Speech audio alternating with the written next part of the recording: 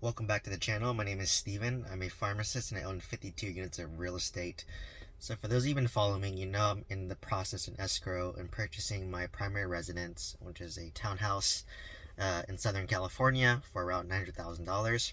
I was able to put 5% down because I'm a little bit cash poor right now. Um, and our interest rate's around 6.5%. So in Southern California, unfortunately, there's high HOA. So, the average HOA is like $500. But, at least there's a lot of amenities that they have. Like, they're working in a gym, a pool, it's gated. There's parks, so there's some perks here and there, and they do cover the exterior of the townhome. But generally speaking, I don't like HOA. But unfortunately, if you want a new build home, they all come with HOA nowadays. So you're kind of stuck with it, and I just accepted it, right? So I said, okay, it's worth it. And I've kind of been reflecting, like, a lot of financial YouTubers. I think a really big one is Ramit Sethi. He says basically buying a primary residence is your worst financial decision ever. And but when you're ready to make that bad decision, and it's okay to make that decision when you're ready, right? So I've been really analyzing that decision, and and reflecting back on my journey, like, yeah, it is a pretty bad financial decision. Like, being honest, I am only putting 5% down. I have to pay PMI of $180 a month, which isn't terrible. And I think my total cost all in, I did the math. So if you include the mortgage, principal and interest, the insurance, the HOA, utilities, property tax, everything, it's about $7,400 a month, I would say. So it's between me and my fiance. So it'd be about $3,700 each, right? And for context, my rent is about $2,300 a month, right? So it's a really huge variance. It's almost like, what is that? Like three times the cost, and I own a single family home in Orange County, and the all in payment is around maybe $4,000, including utilities, versus in Los Angeles, it's about $3,700 each. So, $7,400 total. And, eventually my fiance is probably going to cut down to part time hours. So, I'm probably going to have to pay the majority of that mortgage payment. So, completely agree. It's not the greatest financial decision ever. However, I think it was time to make it. I've worked hard to, scale to 52 units while working full time. I do cash flow around $8,000 to $14,000, depending on the repairs and expenses.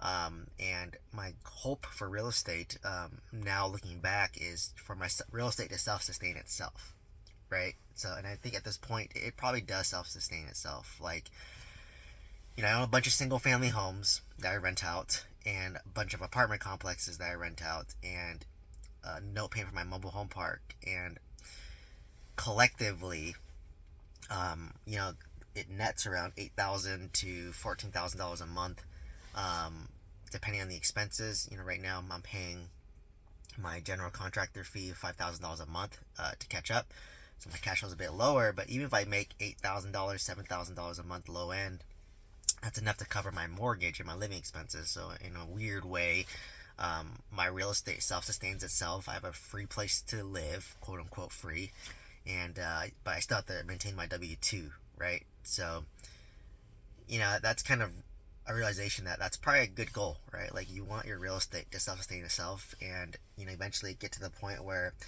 as it makes more and more cash flow, um, it starts to replace your W-2 income and your job potentially, right? So, and it is a bad financial decision to buy a primary residence in a high cost of living area like California. However, whenever you're ready to make that decision, and depending on your lifestyle and your wants and your needs, it does make sense, right? Like, when you have kids, when you have a family, you want a stable place to stay. So you just have to prepare yourself for that. So how I prepared myself is I laid a huge financial foundation.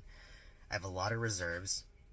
I could have done a larger down payment than 5%. I just didn't want to sell my index funds, right? I have a lot of index funds. I could easily downed, way more than I put down. So, it's just a matter of choice and decision. And, obviously I have enough equity in some of my single family homes that I could sell, take the equity, and probably own my house free and clear. And maybe when I want to wean off my W-2, that's what I'll do, right? Like if I have, let's say $800,000 loan, I can sell one of my properties, which has close to $800,000 equity. After all the fees and whatnot, maybe I'll have $600,000 equity. Take that money and just pay down my loan, and I'll go from a $800,000 loan to a $200,000 loan, and that monthly payment is manageable, and I can take in some cash and just pay the rest off. And at that point, I don't have to worry about property tax insurance and HOA utilities, right? And then at that point, I can wean off my W-2. So, to me, it makes, just know when you buy a primary residence in a high cost of living market, it's usually your worst financial decision ever. However, you have to set yourself up when you make that decision when it makes sense. So that's kind of the key message, is it just has to make sense, and you have to do a lot of legwork before that, right? Like, for me, I bought a lot of real estate, I saved a lot of money, I invested a lot, I self-educated myself, I was constantly pushing myself, I was constantly growing, learning, developing. So once you do all that, then you can comfortably be like, all right, it's time for me to buy my primary residence. I worked hard. You don't want to be a slave to your investment portfolio, but you also don't want to be a slave to your primary residence either. So I felt like I've built enough cash flow that it'll help cover my primary residence, should I choose to not work a W-2.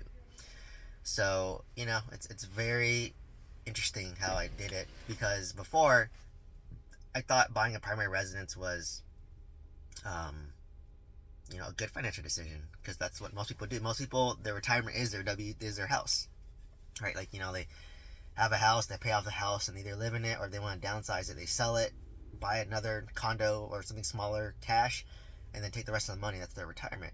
That's what my 26 unit apartment complex guy did. He sold it, and then he took the cash, and that's his retirement. So, it's quite interesting, and like I said, it doesn't make sense financially, but emotionally, every other factor of life, it starts to make sense for me. I've been renting for about the past 3 years. Before that, I was living in my house hacks, but now I don't want to house hack. Now I wanted privacy, which is why I rented. And renting is easy, right? Like if the plumbing issue breaks, I just put a work order request, they fix it. Versus if my plumbing issue breaks, I have to pay for it. And plumbing issues can range from $800 up to like $10,000, depending on your situation. So, it made me appreciate rent, and how, despite all the bad press about, raising rents and evil landlords, like, you have fixed costs, right? Every month it's fixed. Like, when I rent my apartment, I pay $2,300 a month. Anything breaks, I don't have to pay for it.